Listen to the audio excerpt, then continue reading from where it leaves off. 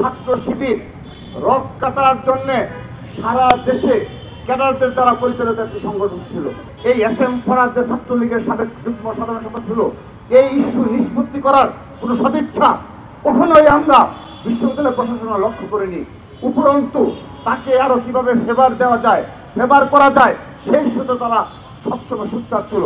আদর্শকে লালন করেন এবং সর্বশেষ টিএসসিতে এই নিজামী আলবদরদের কমান্ডারদের ছবি টাঙিয়ে আত্মস্বীকৃত রাজাকার যুদ্ধাপরাধীদের ছবি টাঙিয়ে যে কর্মসূচি পালন করেছে, সেই দুটি ইস্যুকে কেন্দ্র করে তিনি একটা রিট পিটিশন দায়ের করেছেন।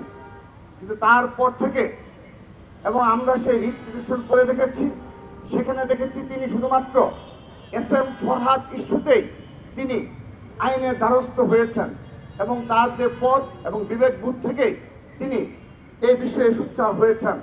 কিন্তু একটি রায়কে কেন্দ্র করে হঠাৎ করেই ঢাকা বিশ্ববিদ্যালয় পরিস্থিতিকে উত্তপ্ত করা হলো এবং আমরা লক্ষ্য করলাম সেখানে একটা ক্রেডিটবাজিরও খেলা চলেছে। এবং সেই ক্রেডিটবাজির খেলায় আমরা দেখেছি একজন আইনজীবী রয়েছেন, ঢাকা বিশ্ববিদ্যালয়ে নিযুক্ত প্রায় 12 জন আইনজীবীর মধ্যে সম্মানিত ভিসি স্যার এমন একজনকে নিযুক্ত করেছেন যিনি ছাত্র শিবিরের ঢাকা বিশ্ববিদ্যালয়ের সাবেক সাধারণ সম্পাদক এবং সে সময় সাধারণ সম্পাদক ছিলেন যখন ছাত্র শিবির রক কাটার জন্যে সারা দেশে ক্যাডারদের দ্বারা পরিচালিত একটি সংগঠন ছিল। সে সময় তিনি ছাত্র শিবিরের ঢাকা বিশ্ববিদ্যালয়ের সাধারণ সম্পাদক হিসেবে দায়িত্ব পালন করেছেন। তাকে তিনি এই মামলায় এস এম ফরহাদকে বাঁচানোর উদ্দেশ্যে এবং ঢাকা বিশ্ববিদ্যালয়কে উত্তপ্ত করার জন্যেই একটি এই পরিস্থিতি সৃষ্টি করার জন্য তাকে আইনজীবী হিসেবে নিয়োগ করা হয়েছে।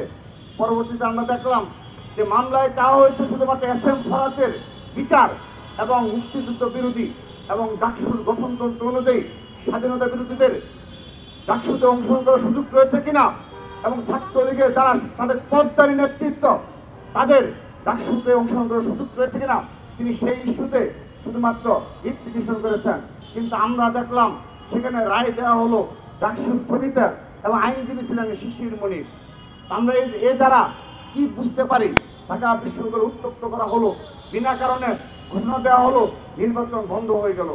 তো এখন এখানে ঢাকা বিশ্ববিদ্যালয় প্রশাসনের প্রতিটি যে এখানে গাফিলতি ছিল যে তারা সুষ্ঠুভাবে ছাত্রলীগের বিচার করতে পারেনি এবং এই বিচারের আওতায় নিয়ে আসতে পারেনি, ঠিক সেইভাবে এই এস এম ফরহাদ যে ছাত্রলীগের সাবেক যুগ্ম সাধারণ সম্পাদক ছিল, এই ইস্যু নিষ্পত্তি করার কোনো সদিচ্ছা কখনোই আমরা বিশ্ববিদ্যালয় প্রশাসন লক্ষ্য করিনি।